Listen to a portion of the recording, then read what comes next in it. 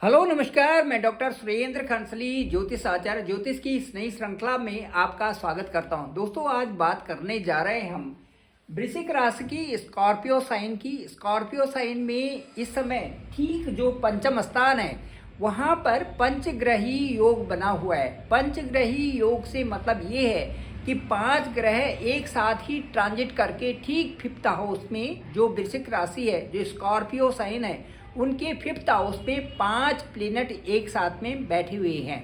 अब जब 5 प्लेनेट एक साथ में बैठेंगे तो हम पहले 5th हाउस की विवेचना करेंगे कि 5th हाउस होता क्या है। 5th हाउस जो हॉरोस्कोप का 5th हाउस है, ये हमारे ज्ञान का हाउस है, हमारी नॉलेज का हाउस है।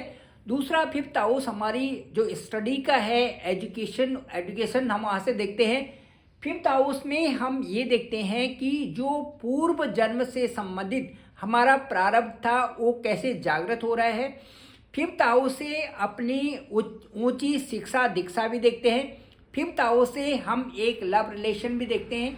5th हाउस से हम एक साझेदारी, एक पार्टनर, और उसके बाद 5th हाउस से हम प्रेम, जो कहने का मतलब है कि हम किस तरह से दुनिया में रहते हैं और हमारा रहने का क्या मेथड है, किस तरह से हम जीवन यापन करते हैं, ये भी 5th हाउस से देखते हैं।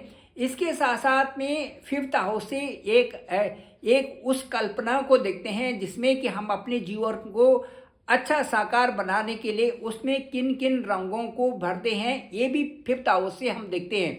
कहने का कुल मतलब ये है, जो फुल्ली जो इसको हम इस समय डिस्कस कर रहे हैं, 5th हाउस कुंडली का एक वो घर है जहाँ से कि हम अपनी पर्सनालिटी को डेवलप कर रहे हैं, जहाँ से हम अपनी पर्सनालिटी के साथ साथ में अपने में उन गुणों को डाल रहे हैं जो कि मानव जीवन को जीने के लिए ज़रूरी है।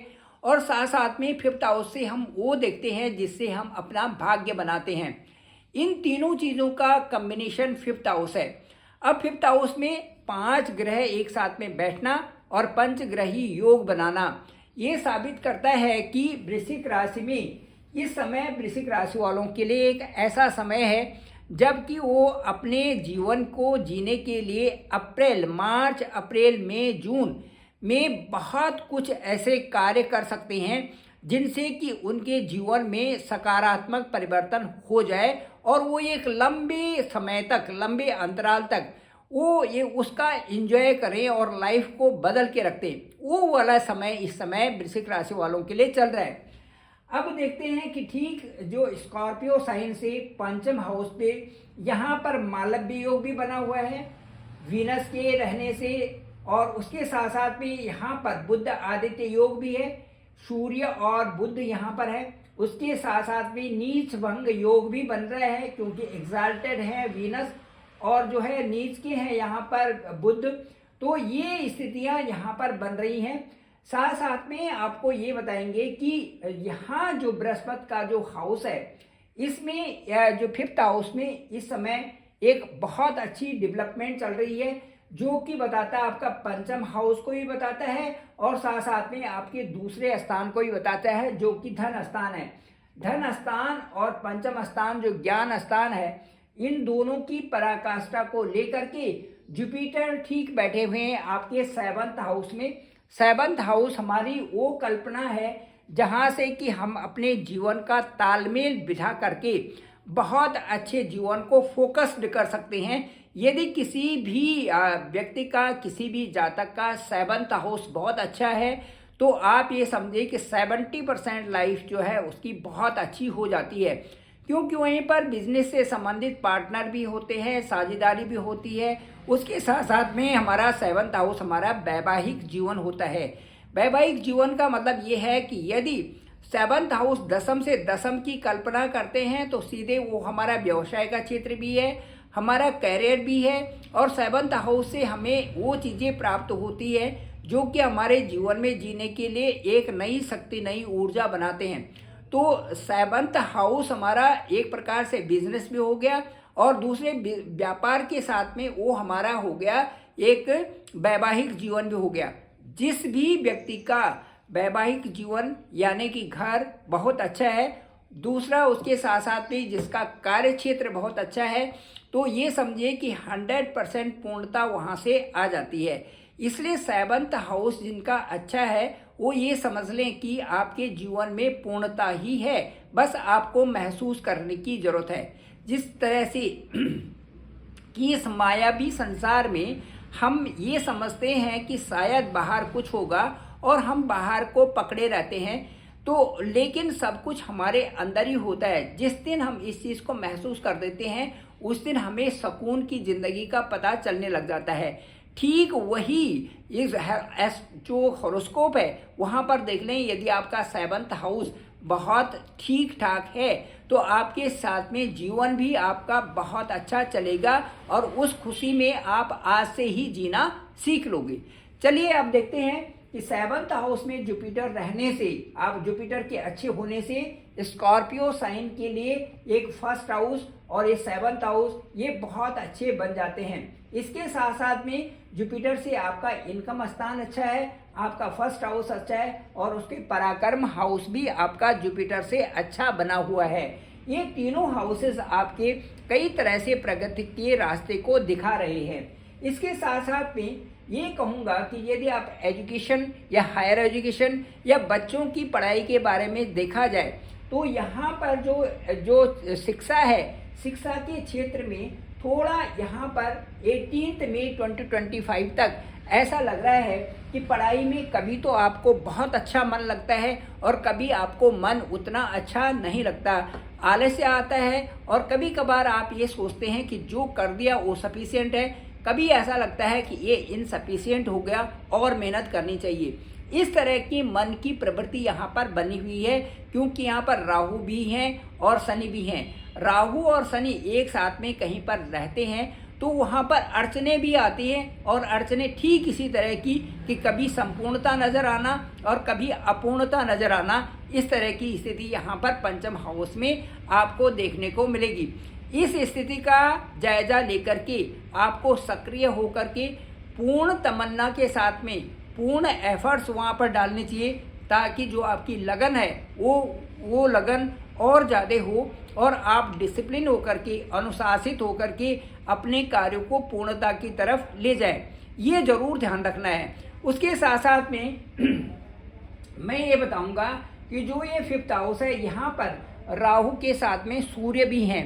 राहु के साथ में जब भी सूर्य और चंद्रमा होते हैं तो इसको ये कहते हैं कि भाई यहाँ पर किसी तरह से ग्रहण योग बन गया, या ये कहते हैं कि वहाँ पर कहीं ना कहीं हमारी जो प्रोग्रेस है उसमें कहीं बाधा कुछ हो सकती है। राहु बाधा प्रकट कर देते हैं, भ्रम कर देते हैं, शंका कर देते हैं, अननेसेसरली कोई चीज़ क्रिएट कर देते हैं, ये राहु की प्रवृत्ति में शामिल हैं।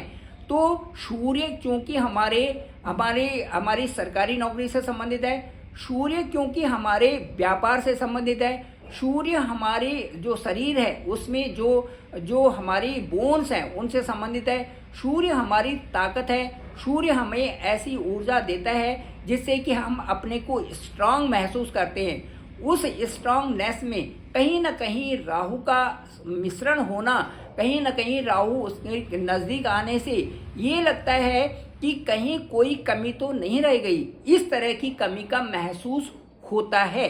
इसलिए मैं आप लोगों से कहूँगा कि जो भी वहाँ पर जो भी 5th हाउस है, जो भी वहाँ पर ज्ञान है, जो भी वहाँ पर लव रिलेशन है, जो भी वहाँ पर पढ़ाई है, जो भी वहाँ पर आपकी पूर्णता के लिए जो भी चीज़ें हैं, उनमें कुछ न कुछ इस समय कमी आनी देखी जा सकती है।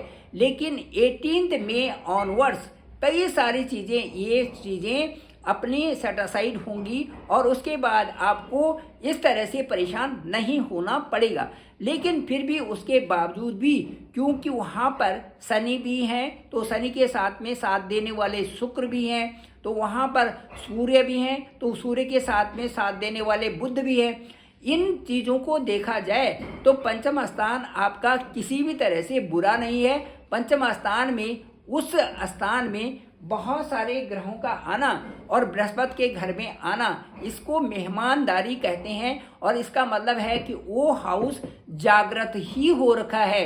यदि पंचम स्थान जागृत है, इसका मतलब इसका सीधे सीधे विवेचन यदि किया जाए तो इसका विवेचन, इसका विश्लेषण, इसका एक्सप्लेनेशन यही होगा कि पंचम हाउस में बहुत वृद्धि हो सकती है। यही मान के चलिए आप कि पंचम हाउस आपके लिए बहुत अच्छा इस समय हो रखा है और पंचम हाउस से आपने पूरी प्रगति करनी है, इसको मान के चले हम। तो ये आपके लिए संपूर्णता की स्थिति ही होगी। इसके बाद चलते हैं अब कि ठीक छठे हाउस में। छठे हाउस में 14 के बाद यहाँ पर सूर्य का ट्रांजिट होगा। सूर्य का ट्रांजिट आपके ठीक जो है 6th हाउस में होगा। 6th हाउस आपके लिए बताता है कि यहाँ पर जो सूर्य आ रहे हैं वो एग्जाल्टेड पोजीशन में होंगे। एग्जाल्टेड का मतलब ये है कि यहाँ पर सूर्य यदि उच्च के होते हैं तो हम सूर्य का स्थान देखेंगे। सूर्य का स्थान पूरे हॉरोस्कोप में 10th हाउस बनता है। 10th हाउस में यहाँ पर सूर्य का स्थान है। इसका मतलब सीधे सीधे ये है कि जो सूर्य हैं